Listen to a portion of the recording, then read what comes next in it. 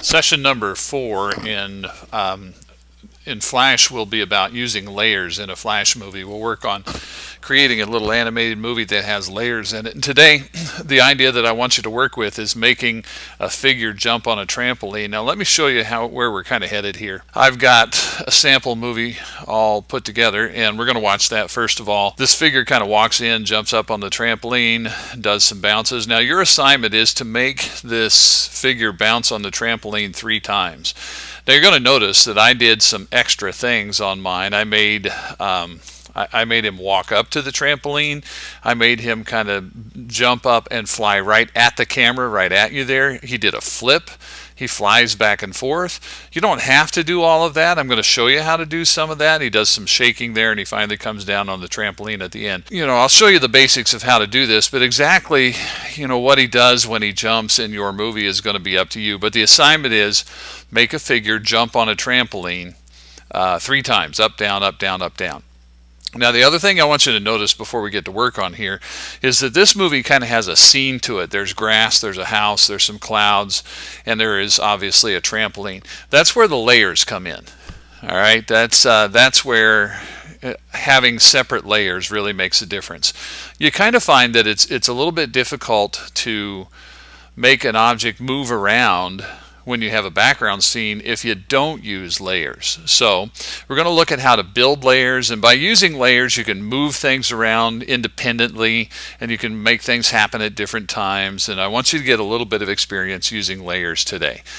Alright, well, let's close this movie out and start off with a new one. When you start Flash today, you're going to just do the same thing we've been doing here, create new, and I'm just going to use this middle button right here, Action Script 3.0. That gives me a stage. I'm going to click in the top right corner and do a fit in window. With the black arrow selected, I'm going to come down here and change my stage color. Now, what I want to do is make it the color that I'm going to use for the sky.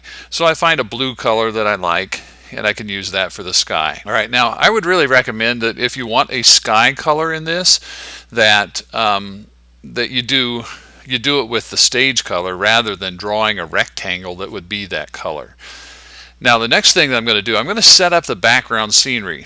And so I haven't made any new layers yet. I haven't really done anything on the timeline. I haven't pressed F6 to add any frames. I'm just going to make the scenery. Now I'm going to come over here to the tools on the right hand side, and I want the rectangle tool. And the rectangle tool is probably the one that's active here, but I'm going to click and hold and get the rectangle tool to be sure. On the properties box, this is telling me the outline color and the fill color. Well, really, I really don't want an outline right now, so what I'm going to do is click that black box and go find this little box that has the slash, and that tells it no outline. I don't even want an outline. So I have no outline on this rectangle. Now I want it to be filled with green. This is going to be for the grass. Alright, so I will just go with a kind of a medium green color. And I'm going to just draw a rectangle that covers like about the bottom third of the screen or so, if I can get this thing to operate. There we go. Okay, so that gives me kind of a horizon line. I've got grass and trees. Now the next thing I'm going to do is make a house. And again, I'll use the rectangle tool, but I want to switch color. So I'll switch, let's have, what shall we have here? A blue house? Sure, why not? So I have a blue house. I'll just draw a box kind of like that. And I'll make some windows on the house. And how much detail you go to here is really up to you. I'll put a window right there. I'll put a window right there. Notice I'm not being terribly careful about making sure that those are the same size. Alright, I'm going to make a door on the house. I'll just give it a gray door. So I want to kind of put a doorway on the house right there. Okay, now the house needs a roof, if you ask me. And there's a number of ways that you could do this, but I think the way that I'll do this is I'll take the line tool right here, and it's a black line with a stroke thickness of just 1, which should be fine, and I'll just draw a line that kind of goes from here down to this corner. Good. And I'll draw a line that connects here. Oops, I kind of missed there. I'll go from here down to this corner. Good. Alright, so I just use the line tool and I'll just draw that in. Now, if you want to fill this in, there is a fill bucket. The thing with the fill bucket is you have to have a closed path to be able to fill inside it. If you have an open path, it won't fill. So you have to make sure that all these little corners and everything are touching. So I pick a color. Gray is actually pretty good here, and I'll just fill that up. Alright, so that's my house. There we go. got a house. Now I think I'm real quickly going to add some clouds to this. And again, how much detail you put into this is up to you. All right, now for my clouds, I'm going to do no outline on this, this circle that I'm going to draw, and I'm going to do white. And what I'll do is just draw several circles kind of together, and that kind of looks like a cloud. And I'll just do another one over here, just several circles, and I'm just doing them fast. I just kind of want them to blend together a little bit there. Okay, good enough. I got clouds.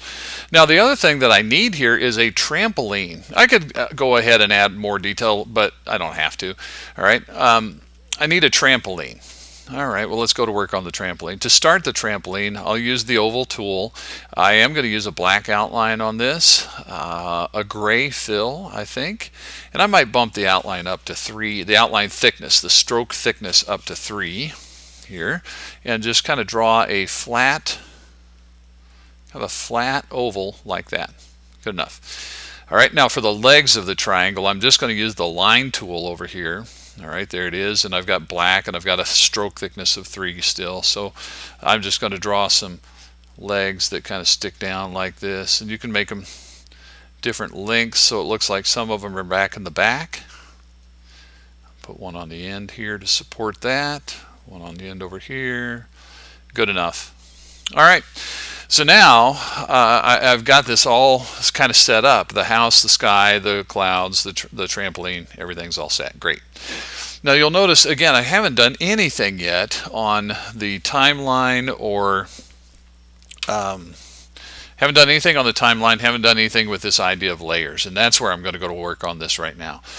To work with layers, I'm going to come way down to the timeline panel at the bottom and go over to the left, and you'll see that it says Layer 1. All right, well now here's some features on these layers that can be kind of nice, and this first one's up to you. I can double click on this layer and I can name it, and I'm just going to call this BG for background. Now you don't have to do that, but I kind of like doing that. I like keeping track of what's on what's layer. All right, now the next thing I'm going to do, these little buttons here, these little circular buttons, one of them is for visibility. If I click this one, the whole layer disappears. It's just invisible, but if I click it again, it's back on. All right, now the thing that's really is kind of helpful here is this locking the layer. This background layer is all set, all done. I like what I've got, so I'm going to lock it up. Locking a layer is like locking your house or locking your car. Nobody can mess with it. You can't mess with it. I can't change anything on here now. If I try to draw on it or move anything on it, I can't because it's locked. All right, great. Now I want to make a new layer. I want to stack a layer on top of this layer. So the way to do that, I think the easiest way to do that, there's other ways, but the easiest way is this tiny button that's in the very bottom left-hand corner. It looks like a page with a corner flipped up, and it says, if you look at the pop-up, it says New Layer. All right, so I'm just going to click it, and that gives me Layer 2. Now, again, I'm kind of in the habit of doing this. I'm going to rename my layer. This is going to be my jumper. All right, is that a J? J-U-M-P-E-R. Okay, better. Jumper. Now, this is where it really kind of becomes up to you a little bit. You don't have to do anything all that fancy here. I want 3 jumps, up, down, up, down, up, down. Okay. So what I'm going to do is go ahead and make my jumper, and I will start that off with the oval tool. It's just going to be a stick figure here, and I'll just draw him up here in the air for right now. I'll start with that, and then I'm going to get the line tool. And I'm going to do, neck and some arms and body. I'm just using the line tool. He's a little crooked, but that's okay. All right, now I've got my jumper all set, but I'm going to do one more step. And again, this is kind of optional, but I kind of like doing this. I think it makes it a little bit easier.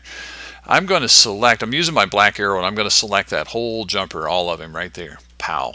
And I'm going to go to the Modify menu up here, and I'm going to group him. Now, yeah, we've done grouping things before. We did it in Illustrator, where you can take something that you've put together, group it together, and it's kind of like it's glued together. All the parts are together. So I'm going to make a group out of that.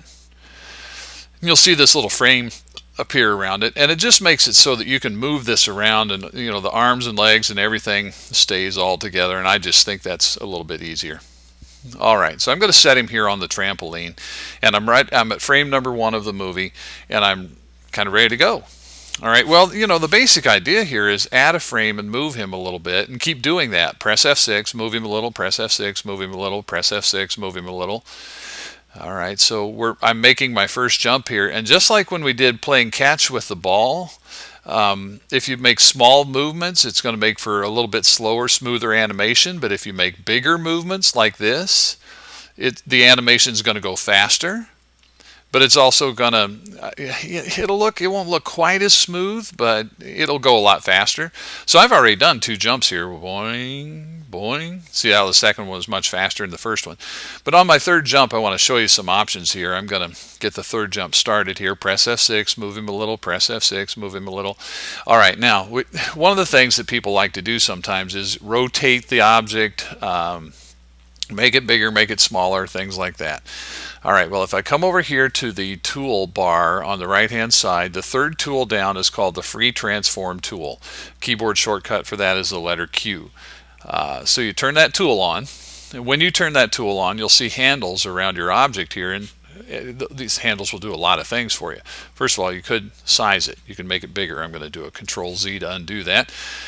You can make it smaller, obviously, but if you are just outside the box and you kind of sneak up on a corner handle, and you want to sneak up on a corner handle, not like just the side, you want to sneak up on a corner handle, you'll see a little round curve, and you can rotate like this.